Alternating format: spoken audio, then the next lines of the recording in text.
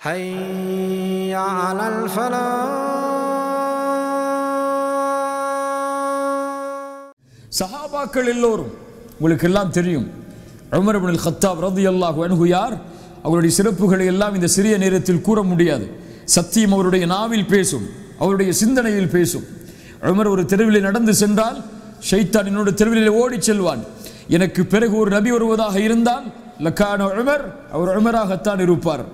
உமரே, உன்னுடைய மாளிகையை நான் சொர்க்கத்திலே பார்த்தேன். உமரே, உன்னுடைய இல்மிற்கு அல்லாஹ் சான்று கொடுத்தான், உன்னுடைய இறையச்சத்திற்கு அல்லாஹ் சான்று கொடுத்தான். உனக்காக அல்லாஹ் குர்ஆனுடைய பல வசனங்களை இறக்கி இருக்கிறான். சுப்ஹானல்லாஹ். இப்படி சிறப்பு பெற்ற உமர் ஹலீஃபாவாக அமீருல் முஃமினீனாக மாறியதற்கு பிறகும் ஹுதைஃபா ரலியல்லாஹு அன்ஹு அல்லாஹ்வுடைய தூதர் முனாஃபிக்குகளுடைய பட்டியலை கொடுத்திருந்த, மறைவான அந்த பட்டியலை கொடுத்திருந்த நபித்தோழர் ஹுதைஃபாவிடத்தில் சென்று என்ன சொன்னார்கள்? யா ஹுதைஃபா, இந்த அமீருல் முஃமினீன், முஃமின்களுடைய அமீர் என்று அழைக்கப்படக்கூடிய உமர், இவரின் பெயரும் அந்த முனாஃபிக்கின் பட்டியலில் இருக்கிறதா என்று பார் என்றார்கள். ஹந்தலா ரலியல்லாஹு அன்ஹு என்ன சொன்னார்கள்? நாஃபக ஹந்தலா, ஹந்தலா முனாஃபிக்காகிவிட்டார். ஏன் ஹந்தலா முனாஃபிக்கானார்? ரசூலுல்லாவோடு இருக்கும்போது ஒரு ஈமான், ரசூலுல்லாவை விட்டு பிரிந்து விட்டால் இன்னொரு ஈமான். அபூபக்கரிடத்தில் சொன்னார்கள் ரலியல்லாஹு அன்ஹு, அபூபக்கர் ரலியல்லாஹு அன்ஹு சொன்னார்கள், அப்படியா ஹந்தலா, நானும் அந்த தன்மையில் தான் இருக்கிறேன். அபு முலைகா ரஹிமஹுல்லாஹ் தாபிஈ, சஹாபாக்களுடைய மாணவர், அவர் சொல்கிறார், 30 நபித்தோழர்களை நான் பார்த்திருக்கிறேன். எத்தனை நபித்தோழர்கள்? 30 நபித்தோழர்களை நான் பார்த்திருக்கிறேன். அவர்களிடமிருந்து பாடம் படித்திருக்கிறேன். அந்த 30 நபித்தோழர்களும் தங்களை எண்ணினார்கள் நான் ஒரு முனாஃபிக்காக இருப்பேனோ என்று. சாதாரண நபித்தோழர்கள் அல்ல. அபு முலைகா ஹதீஸை அறிவிக்கக்கூடிய அறிவிப்பாளர்.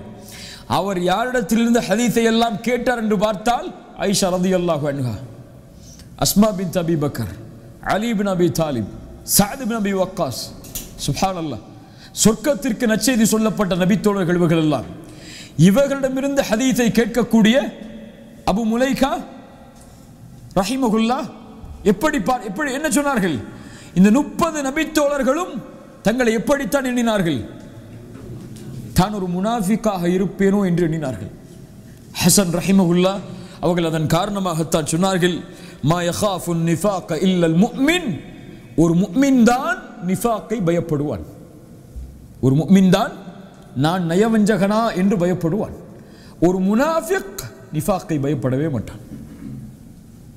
ஃபஜ்ர் தொழாதவன் முனாஃபிக் என்று ரசூலுல்லாஹ்வுடைய தெளிவான சான்று இருக்கிறது.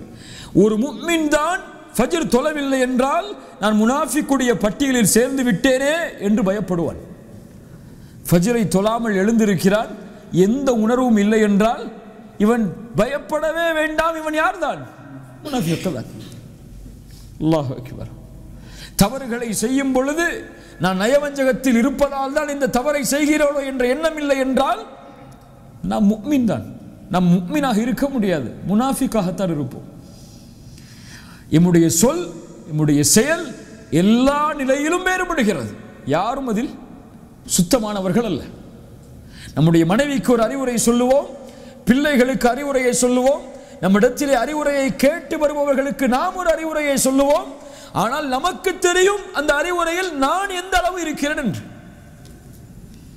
மேலே குர்ஆனுடைய வகுப்புக்கு வரக்கூடிய நிகழ்வுகளை எல்லாம் மக்களுக்கு அனுப்பி அவர்கள் இந்த சென்டருக்கு வந்து குர்ஆனை ஓத வேண்டும் என்ற ஆர்வத்தை ஏற்படுத்துவோம்.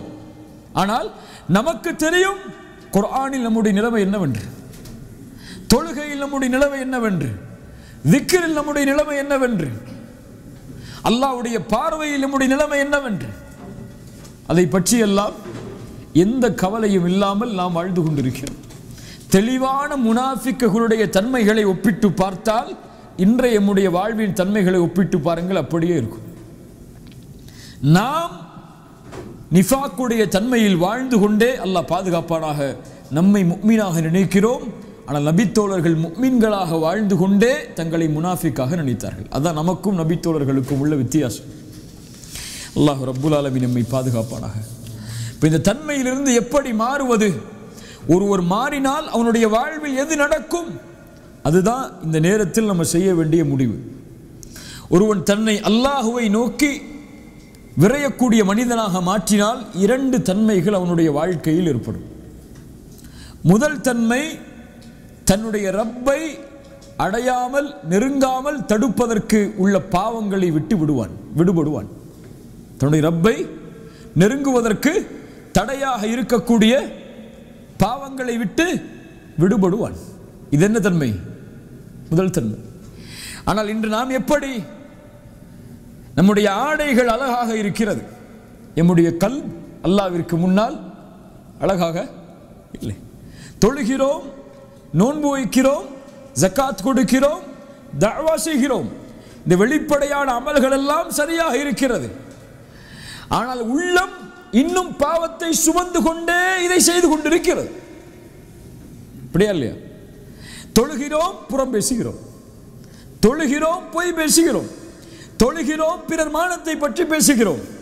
தொழுகிறோம், பிறர் குறைகளை வெளிப்படுத்துகிறோம். ஆனால் தொழுகிறோம். எது மேலானது? இப்னு தைமியா ரஹிமஹுல்லாஹ் அவர்களிடத்திலே அழகிய கேள்வியை கேட்டார்கள்.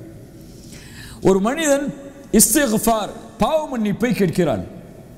ஒரு மனிதன் அல்லாஹ்வை புகழ்கிறான். இதில் இந்த இரண்டில் எது சிறந்த அமல்?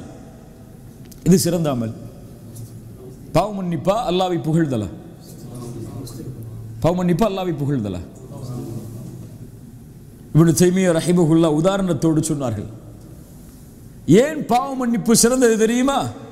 ஒரு மனிதனுக்கு ஆடை இருக்கிறது, அந்த ஆடை அழுக்காக இருக்கிறது, அதன் மேலே நறுமணங்களை பூசுகிறான். இது எதற்கு சமம்? பாவங்களில் உள்ளவன் தஸ்பீஹ் செய்வதற்கு சமம். ஒரு மனிதனுக்கு ஆடை இருக்கிறது, அழுக்காக இருக்கிறது, அவன் நறுமணம் பூசுவதற்கு முன்னால் முதலில் அதை துவைத்து சுத்தம் செய்கிறான், அதற்கு பிறகு நறுமணம் பூசுகிறான். இது பாவங்களிலிருந்து விடுபட்டு பாவ மன்னிப்பை கேட்டு அல்லாஹ்வை நெருங்கி நன்மைகளை செய்கிறார். இவர்கள்தான் அல்லாஹ்விற்கு விருப்பமானவர்கள். இவர்கள்தான் அல்லாஹ்விற்கு விருப்பமானவர்கள். இன்னஸ் ஸலாத்த தன்ஹா அனில் ஃபஹ்ஷாஇ வல் முன்கர். தொழுகை மானக்கேடான விஷயத்தை விட்டு தடுக்கும் என்றால் அவன் சுத்தமான நிலையில் தொழுகையில் போகின்றான். கல்வை சுத்தப்படுத்திய நிலையில் அல்லாஹ்விற்கு முன்னால் நின்றால் அல்லாஹ் ரப்புல் ஆலமீன் அவனை மற்ற செயல்களிலும் சுத்தப்படுத்துவான். அல்லாஹ் ரப்புல் ஆலமீன் நம்மை சீர்படுத்துவானாக.